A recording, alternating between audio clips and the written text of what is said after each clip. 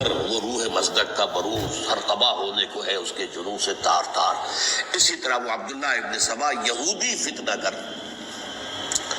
آج اہل تشیع میں سے بعض حضرات کہتے ہیں کہ یہ عبداللہ ابن سبا یہ تو افسانوی شخصیت، اس کی حقیقت کوئی تھی ہی نہیں، حالانکہ ان کی اپنی کتاب میں رجال کشی کے اندر اس کا ذکر موجود ہے، اور یہ بھی موجود ہے کہ حضرت علی رضی اللہ تعالیٰ عنہ نے اپنے عہد خلافت میں اسے زندہ جلوایا ہے۔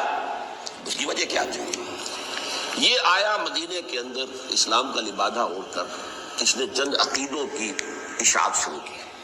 سب سے پہلے حضرت علی تو خدا ہیں، گاڈ انکارنیٹ، اوتار کا تصور، جیسے ہندوؤں میں ہے رام چندر جی خدا کا اوتار، اور عیسائیت میں بھی پہلے گاڈ انکارنیٹ کا تصور تھا کہ حضرت مسیح خدا کا اوتار ہے، انکارنیشن آف گاڈ۔ تو اس نے کہا کہ حضرت علی تو خدا کا اوتار ہے، خدا ہے۔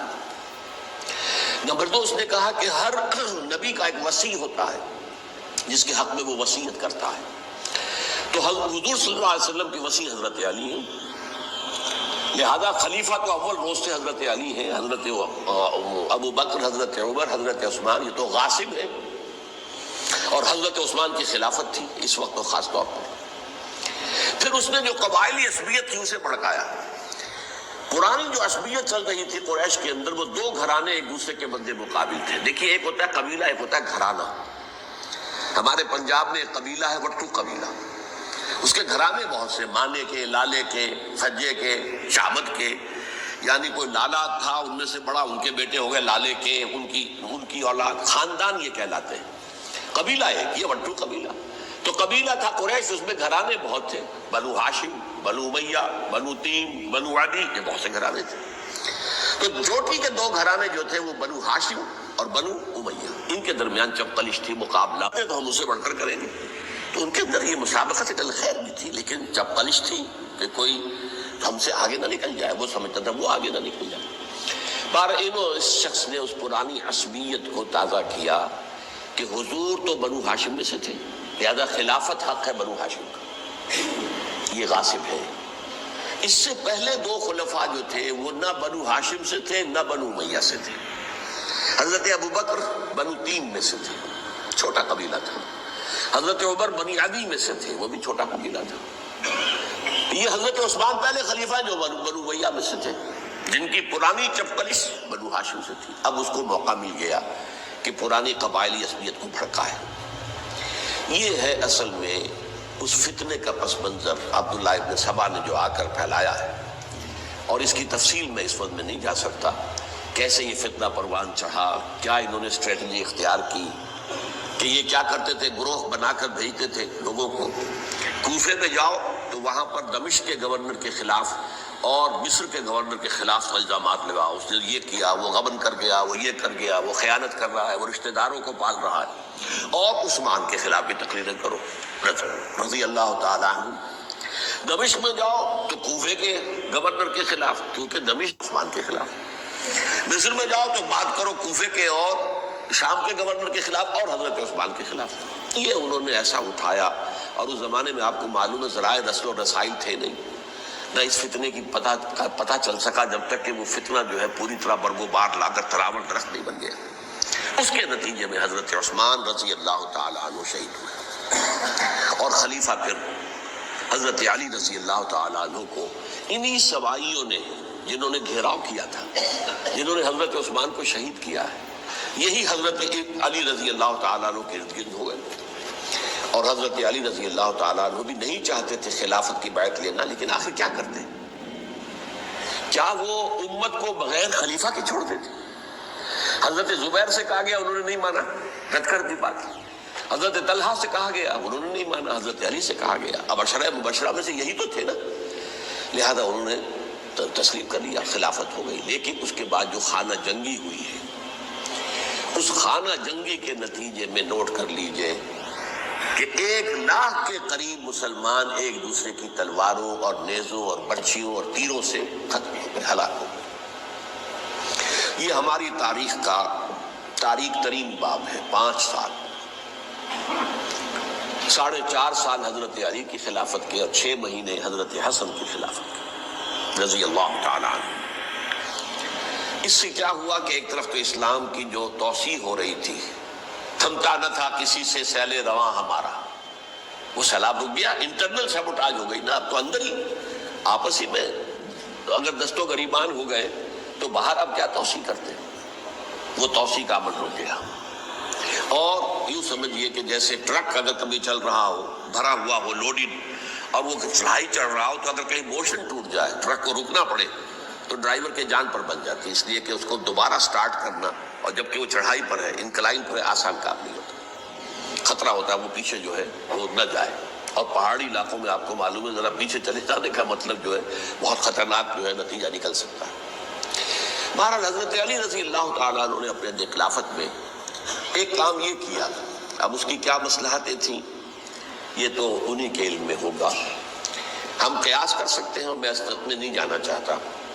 ابھی تک خلافت کا مرکز تھا مدینہ منورہ، حضرت ابوبکر، حضرت عمر، حضرت عثمان، وہیں جہاں حضور صلی اللہ علیہ وسلم رہے تھے اور جہاں پر کہ حضور مدفون تھے۔ لیکن حضرت علی نے اپنا مرکز جو ہے وہ کوفہ بنا دیا۔ اچھا، اس کی ایک ظاہری وجہ یہ سمجھ میں آتی ہے کہ اسلام کا جو پھیلاؤ ہو گیا تھا، وہ سلطنت اتنی وسیع ہو گئی تھی کہ مدینہ منورہ بہت جنوب میں اور بڑے صحرا کو عبور کر کے جانا ہوتا تھا۔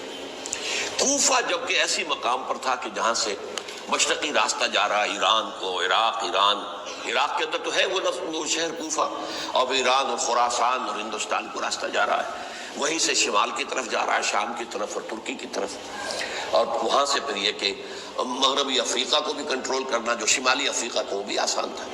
بہرحال حضرت علی نے کوفہ کو اپنا مرکز بنایا، اور نتیجہ یہ ہوا کہ سبائیوں کا بھی مرکز وہی بن گیا، چونکہ انہوں نے اپنے آپ کو گردا گرد رکھا حضرت علی کے رضی اللہ تعالیٰ۔ اب ظاہر بات ہے کسی پرٹیکولر پرسن کے خلاف تو کوئی مقدمہ موجود تھا نہیں، بلکہ جب جنگ جمل ہو رہی تھی، ابھی جنگ نہیں ہوئی تھی، حضرت عائشہ، حضرت طلحہ، حضرت زبیر وہ لے کر آئے تھے لشکر اس مطالبے کے لیے کہ حضرت عثمان کے قاتلوں کو سزا دی جائے، قصاص لیا جائے۔ حضرت علی رضی اللہ تعالیٰ عنہ سے گفت و شنید ہو رہی تھی، حضرت علی جو ہے اس پر آمادہ ہو گئے کہ ٹھیک ہے، میں جو بھی قاتلین عثمان ہیں ان کو گرفتار کر کے سزا دوں گا۔ عین اسی وقت کوفے کی مسجد کے اندر جو ہے 10,000 کا مجمع کھڑا ہو گیا، ہم سب قاتل عثمان ہیں، لو ہم سے بدلہ کہاں سے ہوگا۔ اور انہوں نے کیا کیا، جاتے ہی جنگ چھیڑ دی، اور جب چھڑ جائے تو یا مرو یا مارو، اس کے علاوہ تو کوئی چارہ کار ہوتا ہی نہیں۔ ایک رات میں 10,000 مسلمان شہید ہوئے، جن میں 2 عشرہ مبشرہ میں سے حضرت زبیر اور حضرت طلحہ رضی اللہ تعالیٰ۔ تو یہ صورت تھی، سبائیوں نے گھیراؤ کیا حضرت علی کا رضی اللہ تعالیٰ۔ حضرت معاویہ دعوے دار نہیں تھے خلافت کے، قتل نہیں، ان کا صرف ایک دعویٰ تھا، اور وہ یہ تھا کہ عثمان کے قاتلوں کو گرفتار کرو، یا خود سزا دو یا ہمارے حوالے کرو، ہم اس سے قصاص لیں گے۔ اس لیے کہ قبیلہ بنو امیہ کا تھا، اور حضرت علی معاویہ بنو امیہ میں سے، تو ایک خاندانی طور پر جو ہے ہم قصاص لیں گے ان سے جنہوں نے قتل کیا ہے حضرت عثمان۔ لیکن یہاں ظاہر بات ہے کہ حضرت علی رضی اللہ تعالیٰ عنہ کی طرف سے مطالبہ یہ ہوتا تھا تم پہلے میری بیعت کرو، میرے ہاتھ مضبوط کرو تاکہ میں ان کے خلاف کوئی اقدام کر سکوں۔ لیکن انہیں یہ اندازہ تھا کہ اگر میں نے بیعت کی تو ظاہر بات ہے کہ حضرت علی تک پہنچنے سے پہلے مجھے گردن اڑا دیں گے یہ لوگ، اس لیے کہ سبائی جو ہے وہ آپ کو گھیرے ہوئے۔ بہرحال ایک عجیب الجھاؤ، ایک ڈائلیما تھا جس کی وجہ سے یہ جنگ چلتی رہی، اور حضرت علی رضی اللہ تعالیٰ عنہ کو انہی کے شیعان علی ہی کے اندر سے وہ جماعت علیحدہ ہوئی تھی جس کو ہم خوارج کے نام سے جانتے ہیں، اور ایک خارجی ملجم ابن ملجم ہی نے حضرت علی کو شہید کیا رضی اللہ تعالیٰ۔ پھر حضرت حسن رضی اللہ تعالیٰ عنہ، اب دیکھیے کس قدر صحیح بات تھی جو حضرت علی رضی اللہ تعالیٰ عنہ نے فرمائی جب ان سے کہا گیا کہ کیا ہم آپ کے بیٹے حسن کے ہاتھ پر بیعت کر لیں رضی اللہ تعالیٰ عنہ۔ فرمایا نہ میں تمہیں اس کا حکم دیتا ہوں نہ میں اس سے روکتا ہوں، یہ تمہارا معاملہ ہے، امرہم شورا بینہم، تم اپنے باہمی مشورے سے جو فیصلہ کرو گے ٹھیک ہے، میں نہ حکم دیتا ہوں نہ روکتا ہوں۔ اس کا کیا مطلب ہے؟ باپ کے بعد بیٹے کی خلافت ہرگز حرام نہیں ہے، ورنہ کہتے کیسے ہو سکتا میرا بیٹا؟ نہیں، یہ نہیں کہا۔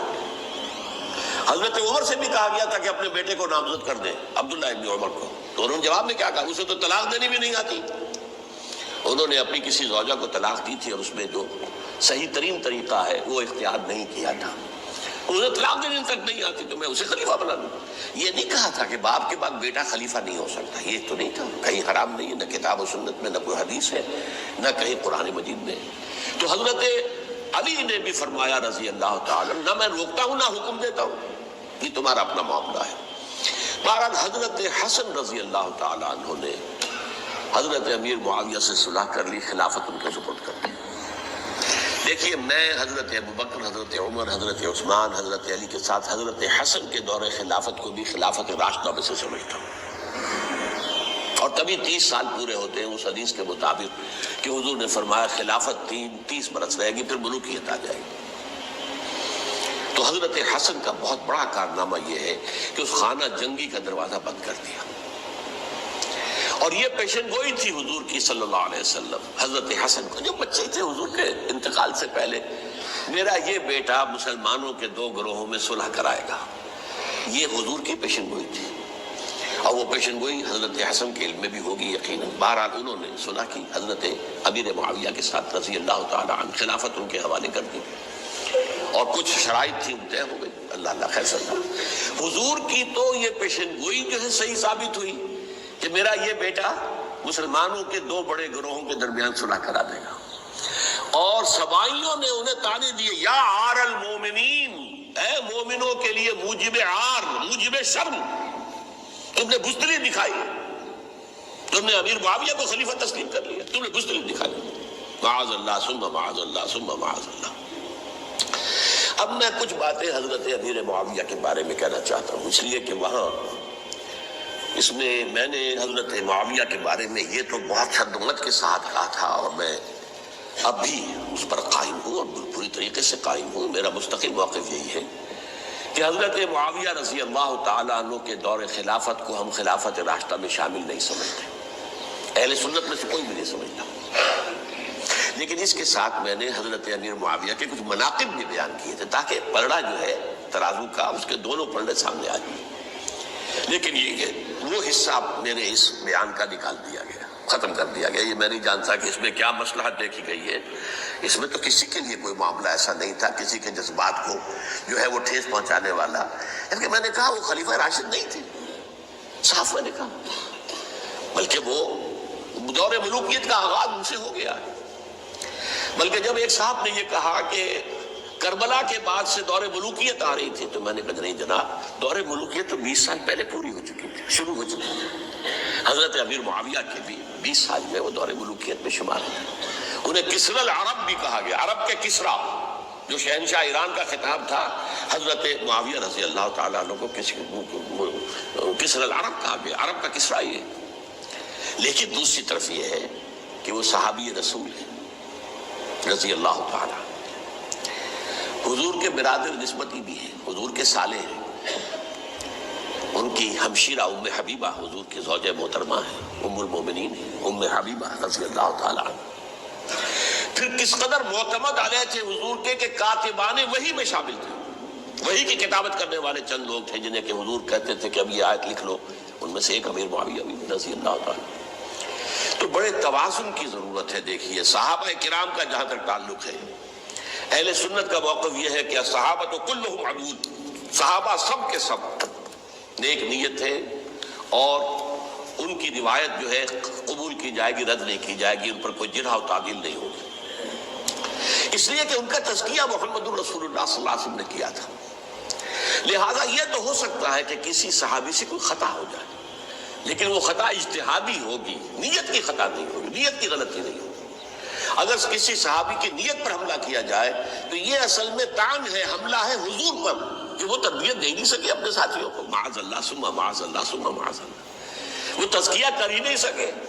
3 جگہ جو قرآن میں آیا ہے یتلو علیہم آیاتہ ویزکیہم، تو کیا تزکیہ کیا؟ اگر ان کے قریب ترین ساتھی جو تھے، اگر ان کے اندر بھی بدنیت ہی تھی اور دنیا کی طلب تھی اور دنیا کے اندر اقتدار حاصل کرنے کا جذبہ تھا، تو پھر کیا تزکیہ کیا؟ معاذ اللہ ثم معاذ اللہ.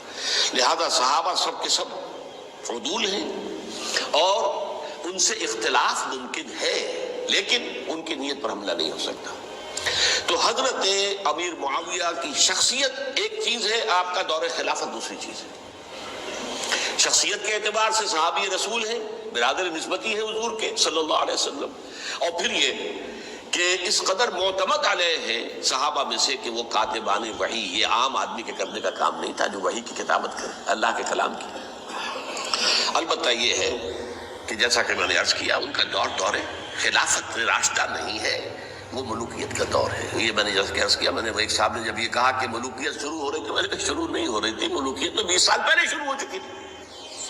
اسی طریقے سے ایک صاحب نے کہا تھا اسلام کو قائم کرنے کے لیے حضرت حسین میدان میں آئے، میں نے کہا یہ بھی غلط ہے، اسلام تو 60 سال پہلے قائم ہو چکا تھا، نبی اکرم صلی اللہ علیہ وسلم کے دست مبارک سے اسلام قائم ہو گیا، جعل حق و زحق الباطل ان الباطل کان زہوقا، پھر 30 برس تک وہ کامل شکل کے اندر قائم رہا۔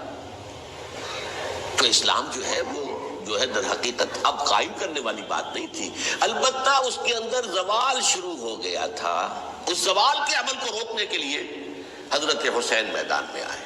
یہ ایک چیز کو صحیح تاریخی پرسپیکٹو میں رکھنا، تو جس طرح سے دین کو قائم کرنے کے لیے دیکھیں، قائم تو کیا محمد رسول اللہ صلی اللہ علیہ وسلم والذین معہ رضی اللہ تعالیٰ عنہ، انہوں نے کیا تھا۔ ہاں اب جو ہے وہ اپنی اس شاندار حیثیت سے نیچے گرنے لگا تھا، وہ میں بعد میں عرض کروں گا کہ میں نے اسے کیا عرض کیا تھا کہ یہ اس زوال کو روکنے کے لیے کسی طریقے سے یہ اپنی اصل حقیقت میں قائم رہے، یہ حضرت حسین رضی اللہ تعالیٰ عنہ کی سعی تھی۔ اچھا، حضرت امیر معاویہ کے جو 20 سال ہیں وہ پورے امن، سکون، اطمینان، کوئی جھگڑا، کوئی فساد، کوئی اختلاف، کوئی باہمی فانت جنگی، کچھ 20 سال، یہ بھی تاریخ کی بڑی چشم کشا حقیقت ہے جو عام طور پر لوگوں کے علم میں نہیں ہے۔ سبائی بھی دبتے رہے، حضرت امیر معاویہ کی حکومت اتنی مضبوط تھی، کنٹرول، کہ ان کو کچھ سر اٹھانے کا موقع نہیں ملا، موجود تھے، دبتے رہے۔ جیسا کہ میں نے کہا ریولوشن کے آخری مرحلے پر آ کر جو مخالفین ہیں وہ دب جاتے ہیں کہ پھر دیکھیں گے موقع ملے گا تو پھر لیں گے ان سے حساب کتاب۔ 20 سال رہے ہیں پورے امن کے، 10 سال کے بعد یعنی درمیان میں ہے حضرت امیر معاویہ کا عہد خلافت۔ ایک صحابی جو کہ بزرگ صحابہ میں سے ہیں، مغیرہ ابن شعبہ رضی اللہ تعالی عنہ، وہ آتے ہیں اور وہ کہتے ہیں کہ دیکھیے امیر المومنین، کتنی بڑی خانہ جنگی رہی تھی مسلمانوں کی آپس میں، اور اب بھی اگر آپ کسی کو نامزد کیے بغیر چھوڑ گئے امت کو تو پھر خانہ جنگی ہو جائے۔ 1 لاکھ اس وقت جو ہے وہ ہلاک ہوئے تھے، نہ معلوم اب کتنے ہلاک، لہٰذا آپ اپنی زندگی ہی میں نامزد کر دیجئے کسی کو خلیفہ، ولی عہد بنا دیجئے۔ حضرت امیر معاویہ نے ابتداً جو ہے انکار کیا نہیں، لیکن ان کے دلائل ایسے تھے وزنی، اور میں سمجھتا ہوں کہ وہ بات صحیح تھی جو مغیرہ ابن شعبہ نے کہی، اس لیے کہ اب صحابہ کرام میں سے جو کبار صحابہ تھے وہ تو سب دنیا سے رخصت ہو چکے تھے، اب تو یا صغار صحابہ رہ گئے تھے جو حضور کے زمانے میں بچے تھے، حضرت حسن، حضرت حسین، عبداللہ ابن زبیر، یہ بچے تھے نا، یا تو وہ تھے، اور یا بالکل نو مسلم تھے، اور نو مسلموں میں بڑی تعداد وہ تھی جو ایرانیوں کی تھی، شامیوں کی تھی، ادھر کی تھی، ادھر کی تھی، تو ان کو تو ظاہر بات ہے کہ تربیت نبوی سے کیا خلافت راشدہ سے بھی اکثر و بیشتر کو حصہ ملا ہی نہیں۔ تو اس صورت میں اب وہ اعلیٰ ترین معیار پر حکومت کے نظام کو قائم کرنا ممکن نہیں ہے۔ کوئی قبائلی عصبیت جب تک حکومت کی پشت پر نہیں ہوگی، حکومت مستحکم نہیں ہوگی۔ یہ گویا کہ ایک جس کو کہتے ہیں کہ حقیقت بینی، واقعیت پسندی، ایک آئیڈیالزم ہے اور ایک ریئلزم ہے کہ آپ فیکٹس آن دی گراؤنڈ کو غور کریں، سوچیں اس کے اوپر اور پھر کوئی فیصلہ کریں۔ اس اعتبار سے پھر حضرت امیر معاویہ نے بات مان لی اور بیعت لے لی لوگوں سے حضرت یزید کے لیے کہ یہ خلیفہ ہوں گے میرے بعد، اس کو ولی عہدی کہتے ہیں۔ اچھا، اس وقت 5 افراد ایسے تھے کہ جنہوں نے اس سے اختلاف کیا، یہ بات بہت اہم ہے۔ میرا کتاب چاہے سانحہ کربلا، اس کے کچھ نسخے آج یہاں ہوں گے، آپ لوگ پڑھیے اسے غور سے اور پھیلائیے تاکہ حقیقت سامنے آئے۔ 5 افراد کون تھے جو ہونے چاہیے؟ ابو بکر فوت ہو گئے، ان کے بیٹے عبد الرحمن ابن ابی بکر، عمر فوت ہو گئے، ان کے بیٹے عبداللہ ابن عمر، عباس فوت ہو گئے، ان کے بیٹے عبداللہ ابن عباس، زبیر فوت ہو گئے، ان کے بیٹے عبداللہ ابن زبیر، اور حضرت حسن جو ہے ان کا انتقال ہو چکا تھا حضرت علی کے بیٹے حضرت حسین رضی اللہ تعالیٰ عنہ مجمعین۔ حضرت حسن کے بارے میں ایک فریق کا کہنا یہ ہے کہ انہیں زہر دے کر ہلاک کیا گیا، اہل تشیع کا قول یہ ہے، جبکہ اہل سنت کہتے ہیں کہ نہیں، وہ اپنی جو بھی طبی موت تھی اس سے ان کی وفات۔ لیکن میں اس میں نہیں جانا چاہتا، اس لیے کہ یہ مائکرو ہسٹری جو ہے نا، وہ تو ایک ایک واقعے کے لیے ادھر کی روایات کیا، ادھر کی کیا ہیں، ان کے پاس کیا دلائل، یہ تو کسی ریسرچ اسکالر کا موضوع ہے، میرا موضوع نہیں ہے۔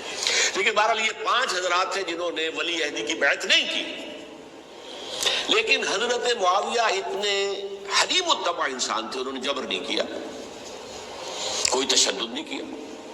ٹھیک ہے، ولی عہدی کی بیعت نہیں کر رہے، کوئی بات نہیں، میری بیعت تو کی ہوئی ہے نا، ابھی تو میں زندہ ہوں، بات ختم ہو گئی، میری بیعت تو نہیں توڑا انہوں نے، فسخ بیعت نہیں کی۔ اس اعتبار سے انہوں نے نہ کوئی تشدد کیا، نہ جبر کیا، نہ کوئی مواخذہ کیا۔ لیکن جب امیر معاویہ کا انتقال ہو گیا، اب ولی عہدی کی بجائے وہ اب خلافت کی بیعت ہوئی، سب لوگوں نے بیعت کر لی۔ ان 5 میں سے ایک فوت ہو چکے تھے، حضرت عبد الرحمن ابن ابی بکر فوت ہو چکے رضی اللہ تعالی۔ 4 تھے، ان 4 میں ایک اختلاف ہوا۔ 2 کی رائے یہ تھی، عبداللہ ابن عمر، عبداللہ ابن عباس، کہ اگرچہ یہ کام غلط ہوا ہے، اسلام کی روح کے منافی ہوا ہے، یہ بادشاہت کی بنیاد پڑ رہی ہے، لیکن یہ بات ایسی نہیں ہے کہ اس کی بنا پر ہم خانہ جنگی شروع کروا دیں، امت کے اندر خون خرابہ کروائیں، فساد کروائیں۔ لہذا انہوں نے بیعت کر لی۔ اب کوئی اگر یہ کہے معاذ اللہ کہ وہ بک گئے تھے یزید کے ہاتھ میں، معاذ اللہ ثم معاذ اللہ، وہی بات آپ اختلاف کر سکتے ہیں کہ انہیں نہیں کرنی چاہیے تھی، یہ کوئی رائے رکھے، مجھے اختلاف نہیں، لیکن ان کی نیت پر حملہ کریں گے تو حملہ محمد رسول اللہ پر ہوگا صلی اللہ علیہ وسلم۔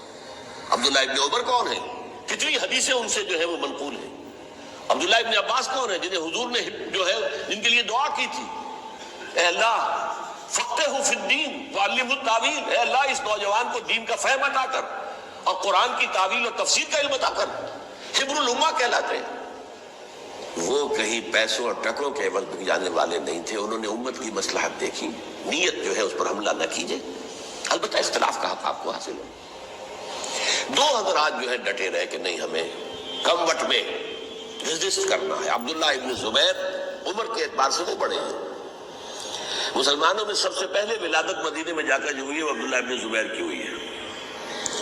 ہجرت کر کے جب مہاجرین وہاں پہنچے، کچھ عرصے تک کسی کے ہاں کوئی اولاد نہیں ہوئی، تو لوگوں نے تانے دینے شروع کر دیے کہ معلوم ہوتا ہے کہ یہاں آ کر یہ مکے کے رہنے والے جو ہیں کمزور ہو گئے ہیں، ان کی اولاد ہی نہیں ہو رہی۔ پھر عبداللہ ابن زبیر کی ولادت ہوئی ہے، یہ حضرت ابو بکر کے نواسے ہیں، حضور کی زوجہ محترمہ حضرت عائشہ کی بہن، حضرت دیکھیے ابھی نام نکل گیا ہے جی، حضرت اسماء رضی اللہ تعالی عنہ عنہما، یہ ان کے صاحبزادے ہیں، حضرت زبیر کے بیٹے۔ ان کا فیصلہ ہوا کہ ہمیں رجسٹ کرنا ہے کم وقت میں، ایٹ اینی کاسٹ۔ حضرت حسین ابن علی رضی اللہ تعالیٰ عنہ کا بھی فیصلہ ہوا کہ ہمیں رجسٹ کرنا ہے کم وقت میں۔ البتہ ان میں بھی ایک اختلاف ہو گیا، یعنی یہ 2 تو جڑے رہے، ان 2 میں اختلاف ہو گئے۔ عبداللہ ابن زبیر کا کہنا یہ تھا کہ ہمیں حجاز میں رہنا چاہیے، یہ سرزمین ہے جس میں نبوت کی برکات سب سے زیادہ ہیں، یہاں ہم مضبوط قلعے کے اندر ہیں، ہمیں یہاں سے جو ہے رجسٹ کرنا چاہیے اور ختم کرنا چاہیے اس نظام کے اندر جو خرابی آ گئی ہے اس کو۔ حضرت حسین رضی اللہ تعالیٰ عنہ کے پاس خطوط کا کانٹا بنا ہوا تھا، کوفے سے لوگ خط لکھ رہے تھے، آئیے آئیے آئیے، ہم آپ کے ہاتھ پر بیعت کریں گے، ہم آپ کے ہاتھ پر بیعت کریں گے، ہم آپ کے ہاتھ پر بیعت کریں گے۔ یہی وہ کوفہ جو حضرت علی کا دارالخلافہ رہا تھا اور جو پھر صبائیت کا گڑھ بن گیا تھا۔ چنانچہ حضرت حسین نے حضرت مسلم بن عقیل کو بھیجا وہاں پر کہ میرے نمائندے کی حیثیت سے جا کر وہاں پر بیعت لو۔ 10-12 ہزار افراد نے بیعت کر لی، لیکن اس کے بعد یزید کی طرف سے گورنر بنا کے بھیجا گیا ابن زیاد کو۔ ابن زیاد نے آ کر جو تشدد کیا اور سختی کی تو سب کے سب بیعت توڑ کر اور سب منحرف ہو گئے۔ مخلصین تو وہ تھے نہیں، الکوفی لایوفی، کوفی جو ہے وہ تو کوئی وعدہ وفا کرنے والا ہوتا ہی نہیں، بیعت توڑ دی۔ فمن نقص فانما ينقص على نفسه، بیعت کے بعد بیعت توڑ دینا بہت بڑا گناہ ہے، توڑ دی۔ ادھر اطلاع مل گئی حضرت حسین کو، چل چکے تھے، وہ راستے میں تھے، کہ وہاں تو مسلم بن عقیل شہید ہو گئے اور سب لوگوں نے بیعت توڑ دی. اب واپس جانا چاہتے تھے، لیکن مسلم بن عقیل کے بیٹے جو ہے اڑ گئے. یہ عرب کی اپنی ایک جو ہے پرانی ان کی حمیت اور ان کا قبائلی نظام کہ اب ہم اپنے والد کے خون کا قصاص لیے بغیر نہیں جائیں گے. حضرت حسین رضی اللہ تعالیٰ عنہ کی مروت اور شرافت، یہ میرا ساتھ دینے کے لیے آئے تھے، اب میں ان کا ساتھ نہ دوں تو یہ تو شرافت مروت کے خلاف ہے. کہا اچھا چلو چلتے. وہاں جا کر بھی عین اپنے میدان کے اندر بھی حضرت حسین رضی اللہ تعالیٰ عنہ نے 3 چیزیں پیش کی ان کوفیوں کے لشکر کے خلاف. سب سے بڑا لشکر کے اندر سب سے بڑے تو کوفی تھے جنہوں نے بیعتیں کی ہوئی تھی حضرت حسین کے ساتھ. دیکھو مجھے جانے دو واپس حجاز کی طرف، یا مجھے سرحدوں پر بھیج دو تاکہ میں کافروں کے ساتھ جنگ کرتے ہوئے اپنی جان دے دوں، یا مجھے یزید کے پاس جانے دو، میں اپنا معاملہ اس سے طے کر لوں. لیکن کوفیوں کو یہ گوارا نہیں تھا. اگر یہ یزید کے پاس پہنچ گئے تو ہمارا کچا چٹھا بیان کر دیں گے کہ مجھے تو ان لوگوں نے برگلا کر بلایا تھا. اس لیے کہ دیکھیے حضرت امیر معاویہ کے 20 سالوں کے دوران میں بتا چکا ہوں، ان کی حکومت اتنی مستحکم تھی کہ اس کے خلاف کوئی فتنہ اٹھانا ممکن نہیں تھا. اب چونکہ ایک چینج اوور ہوا تھا، اور چینج اوور میں آپ کو معلوم ہوتا ہے کہ ایک جس کو کہتے ہیں every thing is in the melting پاٹ، ابھی تو یہ درمیان کے اندر معاملہ ہے. تو انہیں موقع ملا، سر اٹھایا حضرت حسین رضی اللہ تعالیٰ عنہ کو، جو خطوط لکھے جس کے کہ تھیلے کے تھیلے اور بوریوں کی بوریاں بھری ہوئی حضرت حسین کے ساتھ تھی. وہ کہا کہ آئیے ہم آپ سے بیعت کریں گے. انہوں نے نہیں مانا. اور اصل میں حضرت حسین کے قاتل وہ کوفی، وہ بزدل، وہ منافق جنہوں نے بیعت کر کے بیعت توڑی. اور اب وہ آ گئے کہ اگر یہ حسین رضی اللہ تعالیٰ عنہ بچ کر کہیں یزید کے پاس پہنچ گئے تو پھر ہمارا کچا چٹھا جو ہے وہ سامنے آ جائے گا اور ہماری پھر شامت آ جائے گی. لہذا انہوں نے قتل کیا حضرت حسین کو رضی اللہ تعالیٰ. ایک بات جو علامہ ڈاکٹر قلب صادق نے فرمائی، اور میرے علم میں یہ بات پہلے نہیں تھی، وہ یہ کہ حضرت حسین کے قتل کا فتویٰ ایک بہت بڑے مفتی نے دیا تھا. یہ بات بھی ذرا سمجھ لیجیے. حضرت حسین رضی اللہ تعالیٰ عنہ کے قتل کا فتویٰ ایک بہت بڑے مفتی نے دیا تھا. کیوں دیا تھا؟ اس لیے کہ حضور کی احادیث موجود ہیں کہ جب ایک شخص کی ایک خلیفہ کی بیعت ہو جائے تو دوسرا اگر کھڑا ہو تو اسے قتل کر دو. کھلی حدیث. اسی لیے ایک بہت بڑے مفسر بھی ہیں، فقیہ بھی ہیں، قاضی ابن العربی رحمۃ اللہ علیہ. ایک ابن عربی ہے الف لام کے بغیر، ابن عربی، وہ بہت بڑے صوفی ہیں، فلسفی ہیں، اندلس کے ہیں. یہ قاضی ابن العربی ہیں جنہوں نے قرآن کی ایک تفسیر لکھی ہے اس اعتبار سے کہ صرف ان آیات کی تفسیر جن سے کہ فقہی احکام جو ہے ان کا استنباط ہوتا ہے. یہ 2 تفسیریں اس طور سے لکھی گئی ہیں قرآن مجید کی. احکام القرآن ان کا نام ہے دونوں کا. ان میں سے ایک جو ہے قاضی ابن العربی کی ہے. ان کا ایک جملہ نقل ہوتا ہے، قتل الحسین بسیف جدہ، حسین قتل ہو گئے اپنے ہی نانا کی تلوار سے. وہ تلوار کیا تھی؟ جب کسی کی بیعت ہو چکی ہو پھر کوئی کھڑا ہو مدعی خلافت، قتل کر دو. میرے نزدیک حضرت حسین مدعی خلافت نہیں تھے. یہ بات اس وقت سامنے لوگوں کے نہیں آئی، بلکہ حکومت نے یہ باور کرا دیا کہ یہ تو باغی ہے، یہ مدعی ہے خلافت کے. انہوں نے تو دعویٰ نہیں کیا خلافت کا، وہ تو صرف اس عمل کو روکنے کے لیے میدان میں آئے تھے. اور اس بات کو اچھی طرح سمجھ لیجئے کہ اس وقت تک یہ جو تصور آج ہمارے پاس ہے کہ ریاست علیحدہ ہے، حکومت علیحدہ ہے، state of Pakistan, we are loyal to the state of Pakistan, ہم ریاست پاکستان کے وفادار ہیں، گورنمنٹ آف پاکستان کے وفادار نہیں ہیں. We are not loyal to the government. Government تو کبھی بے نظیر کی تھی، ہم اس کے خلاف تحریک چلا رہے تھے، یا کبھی کسی اور کی تھی اس کے خلاف تحریک چل رہی ہے، یا کبھی ضیاء الحق کی تھی اس کے خلاف تحریک چل رہی ہے.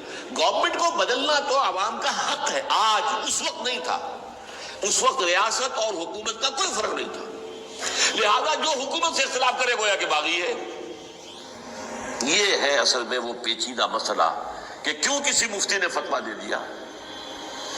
اس لیے کہ اس وقت تک ریاست اور حکومت کا فرق واضح نہیں تھا دنیا پر. یہ تو ابھی کوئی 100-150 سال کی بات ہے کہ آج ہمارا جو پولیٹیکل سائنس کا ایولیوشن ہوا ہے وہ اسٹیج تک پہنچ گیا ہے کہ اسٹیٹ علیحدہ ہے، حکومت علیحدہ ہے. حکومت تو اسٹیٹ کے 3 آرگنز میں سے ایک آرگن ہے. ایڈمنسٹریشن حکومت کی ہے، جوڈیشری ہے اور لیجسلیچر ہے. 3 آرگنز ہیں بڑے بڑے، ان میں سے ایک ہے. تو حکومت کو بدلنا تو عوام کا حق ہے، چاہے وہ ووٹ کے ذریعے بدلے چاہے ایجیٹیشن. اگر پورا من ایجیٹیشن ہے اس سے حکومت کو بدلنے کا حق حاصل ہے دستوری طور پر ہر اعتبار سے. اس وقت یہ نہیں تھا، لہذا صورتحال یہ بن گئی کہ حکومت وقت نے باور کرا دیا مسلمانوں کو. ورنہ سوچئے نواسۂ رسول کو قتل کرنا کوئی آسان کام تھا. آخر سب کلمہ گو تھے کہ نہیں تھے؟ کلمہ گو تو تھے نا، اور حضور سے عقیدت اور محبت میں کمی. لیکن یہ کہ فتویٰ، اگر ایک بہت بڑے مفتی کا، جو کہ حضرت علامہ ڈاکٹر قلب ثاقب صادق صاحب نے فرمایا، مجھے اس مفتی کا نام بھی معلوم نہیں، کہ ایک مفتی کا فتویٰ تھا وہ، جس کے بنا پر اب ان لوگوں نے حضرت حسین کو قتل کیا. اور یہی وجہ ہے کہ انہوں نے پھر خیموں کو بھی آگ لگا دی. وائی؟ حالانکہ دیکھیے اگر دشمنی کا انتقام ہوتا تو حضرت علی بن حسین جو بیمار تھے، جو بعد میں زین العابدین رحمت اللہ علیہ کے نام سے پھر یہ اہل تشیع کے چوتھے امام معصوم ہیں، حضرت علی، حضرت حسن، حضرت حسین اور پھر حضرت علی بن حسین زین العابدین رحمت اللہ علیہ، کیا ان کو بھی قتل کرتے تھے؟ حضرت حسین کی نسل ہی ختم ہو جاتی، لیکن نہیں کیا. آگ کیوں لگائی؟ آگ اس لیے لگائی کہ وہ جو ڈاکومنٹری پروف ہے ہماری غداری کا یزید کے خلاف حضرت حسین کو جو ہم نے دعوت دی، وہ جو ڈاکومنٹری پروف خطوط کی شکل میں موجود ہے وہ ختم ہو جائے، ڈسٹرائے ہو جائے. اس کے لیے انہوں نے خیموں میں آگ لگائی. بہرحال یہ ہے تاریخی پس منظر، یہ اسی سبائی فتنے کا تسلسل ہے جس نے سب سے پہلے حضرت عثمان کی جان لی رضی اللہ تعالیٰ عنہ. 5 سال تک مسلمانوں میں خانہ جنگی رکھی، حضرت علی کو پھر شہید کیا، اور اس کے بعد جو ہے 20 سال حضرت امیر معاویہ کے تو سر نہیں اٹھا سکے. لیکن پھر جب ایک چینج اوور ہو رہا تھا تو اس وقت انہوں نے موقع غنیمت سمجھا کہ اب کھڑے ہو جاؤ اور اب دوبارہ ایک فتنہ جو ہے اس کو امت کے اندر پیدا کر دو. اچھا، اس معاملے میں ایک بات جو میں نے وہاں کہی کہ ہمارے ہاں شاعرانہ جو مبالغہ آمیزی ہے، یہ میری گفتگو کا حصہ انہوں نے حذف کر دیا ہے. اور میں نے ایک سنی شاعر، بہت بڑے عالم، جن کے حوالے سے آج بھی میری تقریر ہوگی خالق جناح ہال میں، مولانا محمد علی جوہر کے ایک شعر کے حوالے سے کہا کہ قتل حسین اصل میں مرگ یزید ہے، اسلام زندہ ہوتا ہے ہر کربلا کے بعد. میں نے کہا بالکل محمل شعر ہے، اسلام مرا ہی نہیں تھا، زندہ ہونے کا کیا سوال. اور اگر کسی درجے میں مزمحل یا زخمی ہوا تھا تو وہ تو رہا، کربلا کے بعد بھی رہا، یزید کی حکومت بھی رہی، بنو امیہ کی حکومت بھی چلی، کوئی تبدیلی تو نہیں آئی. یہ کیا کہہ رہے ہیں؟ اسلام زندہ ہوتا ہے کربلا کے بعد. میں نے کہا اسلام مرا نہیں تھا. جیسے میں نے یہ کہا کہ ملوکیت جو ہے وہ اب شروع نہیں ہوئی، ملوکیت تو 20 برس پہلے شروع ہو چکی تھی حضرت امیر معاویہ کے. لیکن ظاہر بات ہے کہ حضرت حسن نے، حضرت حسین نے اس کو قبول کیا، اور حضرت حسین نے تو پھر 10 سال تک ولی عہدی جو تھی چاہے بیعت نہیں کی لیکن اس کے خلاف میدان میں آ کر چیلنج تو نہیں کیا. اس اعتبار سے یہ معاملہ جو ہے اسلام زندہ ہوتا ہے کربلا کے بعد، یہ بے تکی بات ہے. ہاں، حضرت شاہ اسماعیل شہید رحمت اللہ علیہ کی اگر میں تشبیہ کو، تمثیل کو سامنے رکھوں تو اسلام کی عمارت 6 منزلہ ہے، 6ٹھی منزل ٹاپ کی وہ گر گئی، 5 منزلیں انٹیکٹ تھیں، اسلام مرا نہیں تھا. عدالت میں شریعت کے مطابق فیصلے ہو رہے تھے، قاضی تھے، مفتی تھے، شریعت نافذ تھی، اسلام کہاں مرا تھا. کیونکہ خود کہہ رہے ہیں علامہ قلب صادق کے ایک مفتی کے فتوے سے ہی حضرت حسین کو قتل کیا گیا. اب وہ مفتی کی رائے، اس کی بدنیتی ہو، جو بھی ہو، وہ جانے، اللہ جانے. لیکن عام مسلمان کیا کرے؟ اس پہلو سے اسلام مرا نہیں تھا. ہاں، 1 منزل گر گئی تھی، وہ گری رہی، 1000 برس تک گری رہی، یہاں تک کہ آ کر مغربی امپیریلزم نے اس کے گرایا، ملوکیت کا معاملہ ختم کیا، اور وہ جبرین ملوکیت دوسری آ گئی.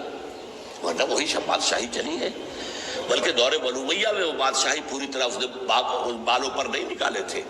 اصل بالوں پر تو اس نے نکالے ہیں دور بنو عباس میں آ کر. اور پھر سلاطین جو ہے ترک، جو خلفائے ترک خلفاء ہے، ان کا بھی بادشاہت تھی اور کیا تھا، وہ خلافت تو نہیں تھی۔ تو یہ تو اسلام میں جو بھی نقص واقع ہو گیا تھا، کمی واقع ہو گئی تھی، وہ جو کی تو برقرار رہی، اس کو بھی تسلیم کیا۔ میں اللہ کا شکر ادا کر کے کہتا ہوں کہ دونوں حضرات، دونوں شیعہ دانشور اور بڑی اعلیٰ سطح کے جو شیعہ عالم تھے، انہوں نے اس بات کو تسلیم کیا اور میری اس بات کو چیلنج نہیں کیا۔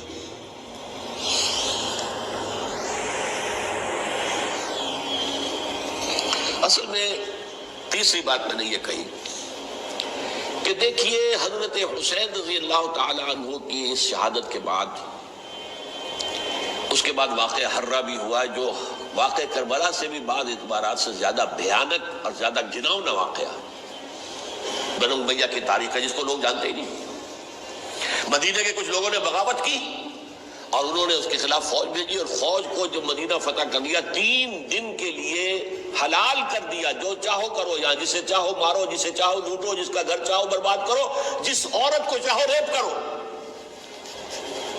اور یہ مدینہ النبی کے اندر ہوا ہے، تو کاٹ کھانے والی ملوکیت کے اندر بہت سے واقعات ہوئے۔ عبداللہ ابن زبیر کھڑے ہوئے، انہوں نے حکومت قائم کی تھی، لیکن یہ کہ وہ تو 6 سال کے لیے کامیاب بھی رہے، ایک حکومت قائم کی، بنو امیہ کے ہاتھ پر بیعت نہیں کی، بالآخر ان کی حکومت بھی ختم ہو گئی۔ پھر حضرت زید کھڑے ہوئے، انہوں نے بغاوت کی، وہ بھی ناکام رہ گئے۔ پھر بنو عباس میں کھڑے ہوئے حضرت نفس زکیہ، حضرت حسن رضی اللہ تعالیٰ عنہ کی اولاد میں سے، وہ بھی ناکام ہو گئے، شہید ہو گئے۔ پھر یہ سمجھ لیا گیا کہ اب یہ جہاں تک 6ٹھی منزل ہے وہ تو دوبارہ تعمیر نہیں ہو سکتی، یہ تو جس کی لاٹھی اس کی بھینس، جس کے پاس طاقت ہوگی اس کی حکومت ہوگی، جس کا قبیلہ زیادہ قوی ہوگا، جس قبیلے میں زیادہ عصبیت ہوگی، مضبوط ہوگا، متحد ہوگا، طاقتور ہوگا، اسی کی حکومت ہوگی۔ البتہ اس کے نیچے لوگوں کے اخلاق کی اصلاح کرو۔ صوفیاء کرام نے وہ کام اپنے ذمہ لیا، اور بالکل وہی کام ہے کہ جو ائمہ اہل بیت کرتے رہے۔ حضرت حسن کی اولاد میں پھر حضرت علی بن حسین رضی اللہ تعالیٰ، حضرت حسین کی اولاد میں پھر امام محمد باقر، امام محمد جعفر صادق، اور اس کے بعد بھی 5 اور، کسی نے بغاوت نہیں کی۔ جیسے علماء کرام کام کر رہے تھے اور جیسے صوفیاء کرام کام کر رہے تھے، ایسے ہی وہ مسلمانوں کی علمی تربیت، روحانی تربیت و تزکیہ کر رہے تھے، کسی نے حکومت کو چیلنج نہیں کیا۔ نوٹ کر لیجیے اس بات کو۔ حضرت علی نے بھی چیلنج نہیں کیا تھا، حضرت حسن نے چیلنج نہیں کیا، خود صلح کر لی۔ تو ائمہ اہل بیت جو 12 یہ گنتے ہیں، جن میں سے آخری جو ہے حضرت مہدی کو تو ابھی ظاہر ہونا ہے، ان کے عقیدے کے مطابق وہ روح پوش ہیں، وہ ظاہر ہوں گے، لیکن 11 حضرات کے بارے میں یہ کہ حضرت حسین کے سوا کسی نے بھی چیلنج نہیں کیا مفت کے نظام، اور حضرت حسین نے بھی اس مغالطے پر کیا کہ کوفی ساتھ دیں گے، اور یہ موقع ہے کہ یہ جو 6ٹھی منزل اسلام کی گر گئی ہے، اسے دوبارہ تعمیر کر دیا جائے۔ انہوں نے خلافت کا دعویٰ نہیں کیا تھا، یہ انہیں عوام کو مغالطے میں مبتلا کیا گیا کہ یہ خلافت کا مدعی ہو کر سامنے آیا۔ جیسا کہ میں نے آپ سے کہا تھا، امیر معاویہ نے حضرت علی کے عہد خلافت میں کبھی خلافت کا دعویٰ نہیں کیا، مدعی خلافت نہیں تھے وہ تو یہ کہتے تھے کہ قاتلان حسین جو ہے، قاتلان عثمان کو سزا دو، قصاص دو، بس۔ اسی طرح حضرت حسین نے بھی، اب دیکھیے اس ضمن میں اس میں کوئی شک نہیں ہے، حضرت حسین رضی اللہ تعالی عنہ کی جو شہادت ہوئی ہے اور ان کے ساتھیوں کی، اعزاء و اقارب کی، تاریخ انسانی میں یہ عزم، ہمت، شجاعت، مثابرت، صبر، استقلال، استقامت، اس کی بہت روشن مثال ہے، بہت روشن مثال ہے، بہت روشن مثال ہے، لیکن اس سے تاریخ کی رفتار پر کوئی اثر نہیں پڑا۔ وہ جو ملوکیت آ گئی تھی وہ اور گہری سے گہری ہوتی چلی گئی۔ واقعہ کربلا کے بعد تو واقعہ حرہ ہوا، میں نے گنوا دیا، اس سے زیادہ تو میرے خیال میں کہ اور ہمارے لیے لائق شرم جو ہے کوئی واقعہ ہے ہی نہیں اس پہلو سے۔ لیکن حضرت حسین کا ایک، اب ان کو یہ کہ میں مطلب یہ کہ اگر میں ان کے ہاتھ پر بیعت کر لیتا ہوں، جو کہ اس وقت سامنے موجود تھے، کہ یزید کی بیعت تمہارے ہاتھ پر کرتا ہوں، تو گویا کہ اپنے آپ کو سرنڈر کر دیتے۔ وہی خطرہ جو امیر معاویہ کو تھا کہ مجھے وہ تو پہنچنے بھی نہیں دیں گے علی تک رضی اللہ تعالیٰ عنہ، اور مجھے پہلے ہی شہید کر دیں گے، یہی خطرہ حسین کو تھا رضی اللہ تعالیٰ عنہ کہ مجھے یزید تک پہنچنے نہیں دیں گے، پہلے قتل کر دیں گے۔ اور ویسے بھی یہ ایک شرافت، مروت اور حمیت اور غیرت اور عزت نفس کا تقاضا بھی تھا کہ بھائی معاملہ ہے یزید کا، مجھے وہاں جانے دو، اللہ اللہ خیر سنا، یو کین اسکورٹ می، میرے دائیں بائیں چلو تاکہ میں کہیں اور بھاگ نہ جاؤں تمہارے خیال میں، مجھے وہاں پہنچا دو، میں وہاں پہ جا کے اسے معاملہ کر لوں۔ لیکن انہوں نے قتل کیا، اصل قاتلان کوفی، وہی سبائی۔ البتہ یہ ہے کہ اس واقعے کی جو یادگار ہے اس میں کوئی شک نہیں ہے کہ اس نے مسلمانوں میں سے ایک گروہ کے دل میں قربانی اور شہادت کا جذبہ بہت پیدا کیا، اس میں کوئی شک نہیں۔ اور جس طریقے سے کہ عاشورہ محرم میں یاد منائی جاتی ہے، جس طریقے سے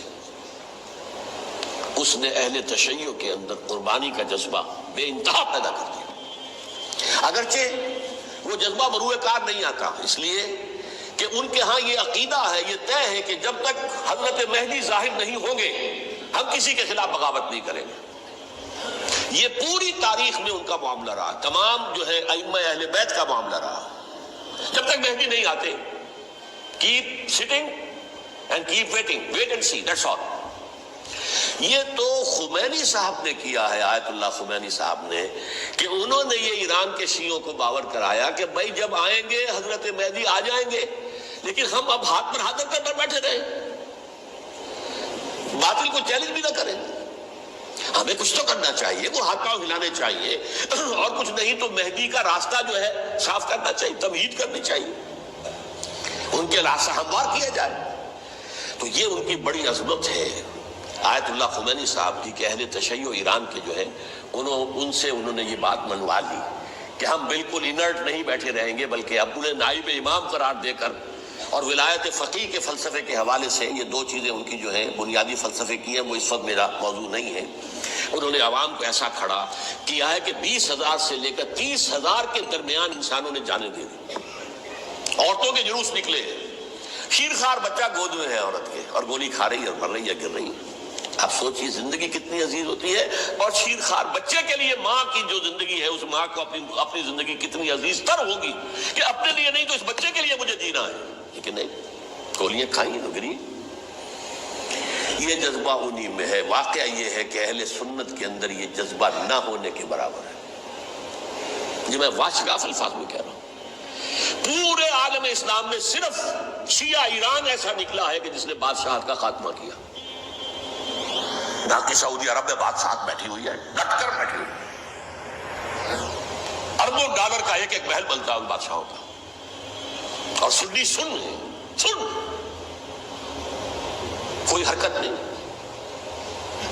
وہ تو اب جو حرکت ہو رہی ہے وہ اینٹی امریکن حرکت ہے جو ہو رہی ہے، در حقیقت وہ مسئلہ بالکل دوسرا ہے جو اس وقت ہو رہا ہے، لیکن یہ کہ عالم اسلام میں کوئی تحریک ایسے نہیں اٹھی، یہ اہل تشیع میں ہے، جو بالکل استثنائی بات ہے کہ انہوں نے جو ہے ایسا بادشاہ جس کو کہا جاتا تھا کہ اس کا جو اسلحہ خانہ ہے وہ ایشیا میں سب سے بڑا اسلحہ خانہ ہے، جو 2500 سالہ پرانی جو ایک عظمت تھی ایران کی، اس کو دوبارہ تازہ اور زندہ کرنا چاہتا تھا، 2500 سالہ برسی اس نے منائی تھی، اس کے لیے ایک شہر آباد کیا تھا کہ خسرو یا سائرس یا ذوالقرنین قرآن مجید کی اصطلاح میں اس کی یادگار بنائی تھی، اور وہ سوچ رہا تھا کہ وہی عظمت دوبارہ ایران کی ہوگی جو کہ خسرو کے زمانے میں تھی، جس کا قرآن مجید میں سورہ کاف کے اندر ذکر ہے، مشرقی فتوحات، مغربی فتوحات، شمالی فتوحات۔ تو وہ بادشاہ ہے، اس کو بھاگنا پڑا ہوا قربانی کی وجہ سے۔ تو یہ جو ہے واقعہ کربلا نے، اس میں کوئی شک نہیں ہے کہ ایک ایسی مشعل روشن کی ہے جس کو کہ ہر شخص کو دیکھنا چاہیے۔ یہ بھی انسان، جیسے کہ اقبال نے ایک شعر کہا تھا غالب کے لیے، فکر انسان پر تیری ہستی سے یہ روشن ہوا ہے، پرے مرغ تخیل کی رسائی تاک ہو جا، تو فکر انسان پر حضرت حسین کی قربانی سے یہ واضح ہوا ہے کہ انسان کس حد تک جا سکتا ہے قربانی دینے کے لیے اپنے کسی مقصد کے لیے۔ مقصد ان کا جو تھا، میں نے اسی لیے آیت پڑھی تھی، معاذ اللہ ثم معاذ اللہ۔ میں ایک آخری بات جو کہہ رہا ہوں وہ نوٹ کر لیجئے، ایک خاص انتہائی نقطۂ نظر کے عام کیے جانے کی وجہ سے سنیوں میں بھی ایک انتہائی رد عمل پیدا ہوا ہے، ایکسٹریم رائٹسٹ سنیز۔ اگر ایک طرف سے حملہ کیا گیا ہے حضرت عثمان کی نیت پر، ان کو خیانت کا الزام لگایا گیا، ان پر اقربا پروری کا الزام لگایا گیا، حضرت ابو موسیٰ اشعری پر خیانت اور غداری کا الزام لگایا گیا، یہ ساری چیزیں اگر صحابہ کرام کے اوپر ہوئی ہیں، امیر معاویہ پر، امیر اور عمرو بن العاص پر، تو جواب میں کچھ لوگ کھڑے ہو گئے. حضرت علی وہ اقتدار کے طالب تھے، معاذ اللہ ثم معاذ اللہ ثم معاذ اللہ. یہ اہل سنت کا موقف نہیں ہے. حضرت حسین اقتدار کے طالب تھے، ہرگز نہیں ہرگز نہیں ہرگز نہیں. وہی اصول جو میں نے بتایا تھا سب کے لیے لاگو رہے گا. وہ امیر معاویہ کے لیے ہے تو حضرت علی کے لیے بھی، حضرت حسین کے لیے بھی ہے. کہ نیک نیت ہے، آپ ان کی کسی رائے سے اختلاف کر سکتے ہیں لیکن ان کی نیت پر حملہ نہیں کریں گے. نیت پر حملہ کریں گے آپ کا ایمان بالرسالت جو ہے وہ مجروح ہو جاتا ہے. یہ رسول کے ساتھ بھی ہے. رسول نے ان کا تزکیہ کیا، یتلو علیہم آیاتہ ویزکیہم، اس کا سارا عمل محمد کا کیا ہوا صلی اللہ علیہ وسلم. تو صحابی کے معاملے میں یہ ہمارے ہاں ان کو اہل سنت جو ہیں، جو معتدل مزاج کے، اکثریت ان کی، یہ تو چند لوگ ہیں ذرا قلم چلا لیتے ہیں تو ان کی بہت سی کچھ چھوٹی چھوٹی کتابیں بھی شائع ہو گئی ہیں بہت، لیکن انہیں اہل سنت نے قرار دیا ناسبی یا خارجی. جیسے خوارج نے کہا تھا حضرت علی بھی کافر ہے اور حضرت ابی معاویہ بھی کافر ہے، حضرت عمرو بن العاص بھی کافر ہے، معاذ اللہ ثم معاذ اللہ. ایسے ہی کچھ لوگ حضرت حسین پر بھی الزام لگاتے ہیں کہ اقتدار کی ہوس اور طلب کے اندر انہوں نے یہ سارا سفر کیا تھا اور بس یہ ہے کہ وہ جو بازی تھی وہ ہار گئے. اللہ اللہ خیر صلی اللہ، اس سے آگے کیا ہے معاملہ؟ نہیں، معاذ اللہ ثم معاذ اللہ. اسی لیے میں نے آیت آج جو پڑھی تھی ایک اور جو بہت بظاہر آپ کو معلوم ہوئی ہوگی، غیر متعلق ہے میرے آج کے عنوان سے، تلک الدار الآخرۃ نجعلھا للذین لا یریدون علوا فی الارض ولا فسادا. یہ سورہ قصص کے آخری آیات میں سے. دیکھو یہ آخرت کا گھر جو ہے وہ ہم خاص کر دیں گے ان لوگوں کے لیے جو اس زمین میں اپنے اقتدار کے طالب نہیں ہوتے. زمین میں اقتدار کے طالب ہوگے فساد ہو جائے گا. تم بھی طالب، میں بھی طالب، جھگڑا ہوگا، لڑائی ہوگی، دنگا ہوگا، فساد ہوگا. تلک الدار الآخرۃ نجعلھا للذین لا یریدون علوا فی الارض ولا فسادا. جو لوگ زمین میں اپنے اقتدار کے طالب اور اس کے نتیجے میں فساد پیدا کرنے والے نہیں ہیں، ان کے لیے ہم نے آخرت کا گھر خاص کیا ہے. والعاقبۃ للمتقین، اور عاقبت جو ہے، انجام کار، آخرت جو ہے وہ تو متقیوں کے لیے ہے.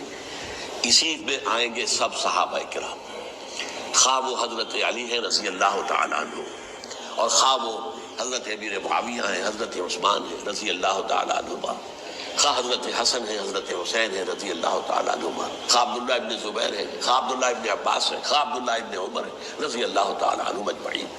اس اصول کو سامنے رکھ کر اختلاف آپ کر سکتے ہیں کسی سے بھی، لیکن کسی کی نیت پر حملہ کریں گے تو اصل میں آپ کا ایمان بالرسالت مجروح ہو جائے گا.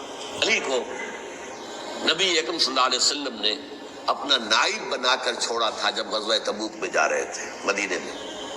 حضرت علی نے کہا بھی کہ مجھے آپ عورتوں کے ساتھ بٹھا کے جا رہے ہیں. فرمایا تمہارا مقام میرے ساتھ وہی ہے جو موسیٰ کے ساتھ ہارون کا تھا. ہارون کو چھوڑ کر گئے تھے نا یہودیوں کے پاس جب گئے تھے تورات لینے کے لیے، تو تمہارا وہی مقام ہے میرے ساتھ. تو یہ حضرت علی ہے رضی اللہ، ان کے بارے میں میرا، ان کی کیا عظمت میری نگاہ میں. تو یہ 3 کتابیں ہیں، مجھے نہیں معلوم تیسرا یہاں ہے یا نہیں ہے. بہرحال آپ لوگوں کو ریکمینڈ کر رہا ہوں کہ ان کا مطالعہ کریں. اب یہ کہ آخری بات یہ ہے کہ اصل ہمارے کرنے کا کام کیا ہے. دیکھیے کیوں نہیں کیا کسی نے بھی خروج کا معاملہ، وہ میں واضح کر چکا ہوں. بغاوت نہیں کی، کیوں؟ ایک تو ریاست اور حکومت میں فرق نہیں تھا. ذرا کھڑا ہو اور وہ باغی قرار پائیں گے، واجب القتل ہو جائیں گے، فتوے کی زد میں آ جائیں گے. یہ معاملہ تھا. اور دوسرے یہ کہ عمارت پوری گری نہیں تھی، ایک منزل گری تھی نا. آج ہم کہاں کھڑے ہیں؟ پوری عمارت گری ہوئی ہے. نہ شرعی عدالتیں ہیں، نہ شرعی فیصلے ہیں، نہ احکام الہی نافذ ہیں، نہ حدود اور قصاص کے معاملات ہیں، کچھ بھی نہیں. ہمارا فرض کیا ہے؟ حضرت حسین کی مدح کرتے رہیے، تعریف کرتے رہیے، صحابہ کرام کی مدح کرتے رہیے، مدح صحابہ، اس کے لیے مجلسیں قائم ہو رہی. بھائی کر کیا رہے ہو؟ تھے تو آبا وہ تمہارے ہی، مگر تم کیا ہو؟ ہاتھ پر ہاتھ دھرے منتظر فردا ہو. تلک امۃ قد خلت لہا ما کسبت ولکم ما کسبتم. وہ تو ایک امت تھی جو چلی گئی، اللہ کے ہاں پہنچ گئے. جو کچھ انہوں نے کمایا وہ ان کے لیے، تمہارے لیے نہیں ہے، تمہارے لیے وہ ہوگا جو تم کماؤ۔ ہمارے لیے راستہ اب یہی ہے کہ خلافت راشدہ کے مکمل نظام کو اثر نو قائم کرنے کے لیے منہج انقلاب نبوی کو اختیار کریں۔ میری کتاب اس پر، کیسٹس اس پر، آڈیو کیسٹس، ویڈیو کیسٹس، سی ڈیز، نہ معلوم ڈی وی ڈی، سب کچھ موجود۔ سیرت النبی پر تو میں عرض کر چکا ہوں، فلسفہ سیرت النبی سمجھنا ہے تو میری کتاب پڑھیے، ورنہ سیرت النبی آپ پڑھ لیں گے، واقعات معلوم ہو جائیں گے، فلسفہ سیرت سامنے نہیں آئے گا۔ اس کا آپ مطالعہ کریں گے میری کتاب سے۔ اور دوسرے یہ کہ یہ خلافت قائم کرنے کے لیے جو جد و جہد ہم کر رہے ہیں، تحریک خلافت پاکستان جس کا میں داعی ہوں ادنا سا، وہ تنظیم نہیں ہے، میں اس کا امیر نہیں، وہ ایک تحریک ہے۔ جیسے تحریک پاکستان کہلاتی تھی جس کی تنظیم تھی مسلم لیگ، پارٹی کا نام مسلم لیگ تھا، لیکن تحریک پاکستان۔ اس طرح تحریک خلافت پاکستان وہ ہم نے چلائی ہے تنظیم اسلامی کے تحت۔ یہ خلافت جب پہلی چلی تھی آج سے 84 سال قبل، نومبر 1921 میں خالد دینہ ہال میں وہ مقدمہ چلا تھا، جس کے نتیجے میں بڑے بڑے جو لیڈر تھے ہمارے، مولانا محمد علی جوہر، ان سب کو 2 سال کی قید کی سزا سنائی گئی تھی، بغاوت۔ اسی میں سن 91 یا 92 میں نے 3 دن تقریریں کی تھیں، جن میں آج سے پھر میں 3 تقریریں کرنے والا ہوں، ایک آج شام کو، ایک کل شام کو رات 9 بجے، آج بھی کل 12 بجے۔ تو